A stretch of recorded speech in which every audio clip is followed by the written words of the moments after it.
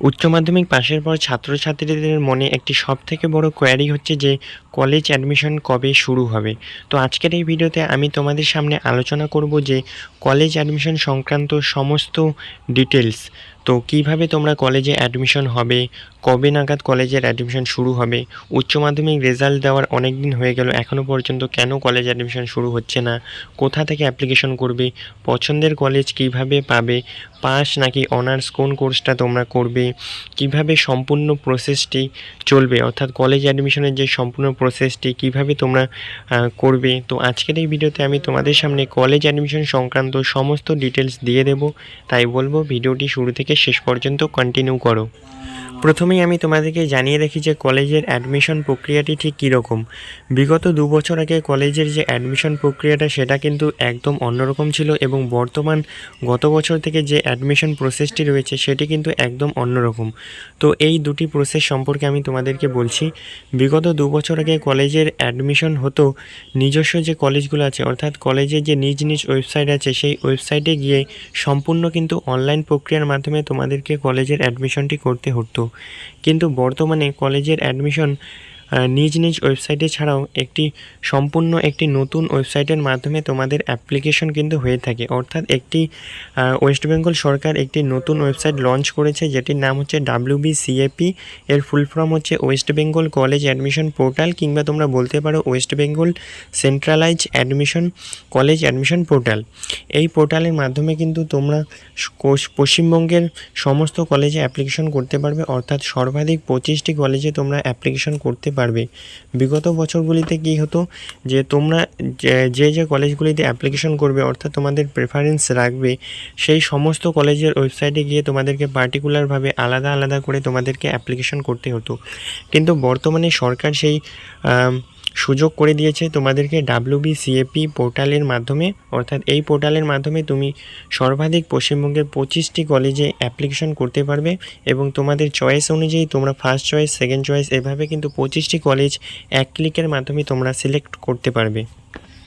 এবং এই যে ওয়েবসাইটটি রয়েছে এর আন্ডারে কিন্তু বর্তমানে 461টি কলেজ ইনক্লুড রয়েছে, এবং এই 461টি কলেজে তোমাদেরকে কিন্তু 7,271টি কোর্স করার তোমরা সুযোগ পাবে। এবং তোমরা তোমাদের পছন্দ মতো এখানে কিন্তু পাস, অনার্স, বা তোমরা কিভাবে কোন সাবজেক্ট নেবে বা কোন সাবজেক্টে অনার্স নেবে তোমরা কিন্তু সেই কলেজের ওয়েবসাইটে গিয়ে দেখতে পারবে, বা সেন্ট্রালাইজ পোর্টাল থেকে সেই কলেজের ডিটেলস বের করেও তোমরা কিন্তু দেখতে পারবে। তো বর্তমানে কিন্তু কলেজ অ্যাডমিশন প্রক্রিয়াটি হচ্ছে WBCAP এর আন্ডারে করতে হয়। এবং এছাড়াও কিন্তু পশ্চিমবঙ্গের আরও কিছু কলেজ রয়েছে, বর্তমানে 40টি কলেজ রয়েছে যেগুলি কিন্তু এই WBCAP কলেজ অ্যাডমিশন পোর্টালের আন্ডারে নেই।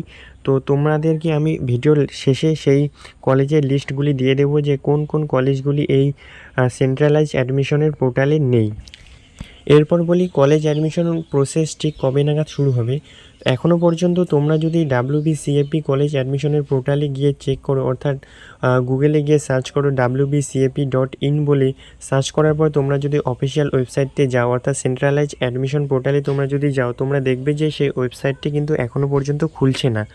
অর্থাৎ ওয়েবসাইটে কিন্তু যে নতুন যে সেশন আছে তোমাদের যে উচ্চ মাধ্যমিক পাশের পর যে নতুন যে কলেজ অ্যাডমিশন পোর্টালটা শুরু হবে তার প্রসেস কিন্তু এখনও পর্যন্ত চলছে। অর্থাৎ এখনও পর্যন্ত কিন্তু কলেজের অ্যাডমিশন শুরু হয়নি। তবে সূত্র মারফত যা জানা যাচ্ছে খুব শীঘ্রই কিন্তু তোমাদের কলেজের অ্যাডমিশন প্রক্রিয়া খুবই শীঘ্রই শুরু হতে চলেছে। আশা করছি এই মে মাসের লাস্ট উইক কিংবা জুনের ফার্স্ট উইকের মধ্যেই কিন্তু তোমাদের অফিসিয়াল নোটিশ চলে আসবে যে কবে নাগাদ কলেজের অ্যাডমিশন শুরু হবে, ঠিক কতদিন নাগাদ আবেদন চলবে, এবং কোন ধরনের প্রসেসের মাধ্যমে তোমরা আবেদন করতে পারবে, কি কি প্রসেস রয়েছে সমস্ত কিছু জানতে পারবে খুব শীঘ্রই অফিসিয়াল নোটিশ আসার পর। এবং আমি তোমাদেরকে বলে রাখি যে কলেজের যে অ্যাডমিশন প্রক্রিয়াটি এটি কিন্তু তোমরা সময় পেয়ে যাবে 15 থেকে 20 দিন তোমরা অ্যাপ্লিকেশন করার সময় পেয়ে যাবে। এবং এরপরে কিন্তু একটা লিস্ট বাইর হবে, অর্থাৎ প্রভিশনাল লিস্ট বাইর হবে। সেই লিস্টের মাধ্যমে তোমরা দেখতে পারবে যে তোমরা কোন কলেজে অ্যাডমিশন পাবে, বা তোমরা তোমাদের পছন্দের কলেজ পেয়েছো কি না।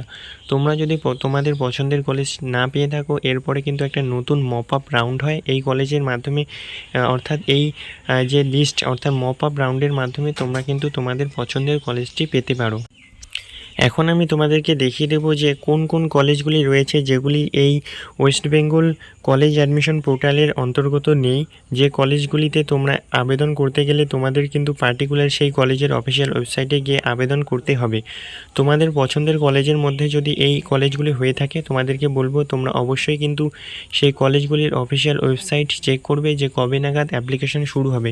কেননা ওয়েস্ট বেঙ্গল যে সেন্ট্রাল অ্যাডমিশন পোর্টালের অন্তর্গত যদি সেই কলেজগুলি না থাকে সেক্ষেত্রে সেই কলেজের অ্যাপ্লিকেশন কিন্তু তারা পার্টিকুলারভাবে তাদের ওয়েবসাইটের মাধ্যমেই নেবে। তাই তোমাদেরকে বলবো তোমাদের পছন্দের কলেজগুলির মধ্যে যদি সেই কলেজগুলি হয়ে থাকে তোমরা অবশ্যই সেই কলেজের ওয়েবসাইটগুলি ভিজিট করবে এবং সেখানে দেখে নিতে পারবে যে কবে নাগাদ তাদের অ্যাপ্লিকেশন প্রক্রিয়া শুরু হবে। তো চলো এখন তোমরা দেখে নাও যে কোন কোন কলেজগুলি এই ওয়েস্ট বেঙ্গল সেন্ট্রাল অ্যাডমিশন পোর্টালের অন্তর্গত নেই।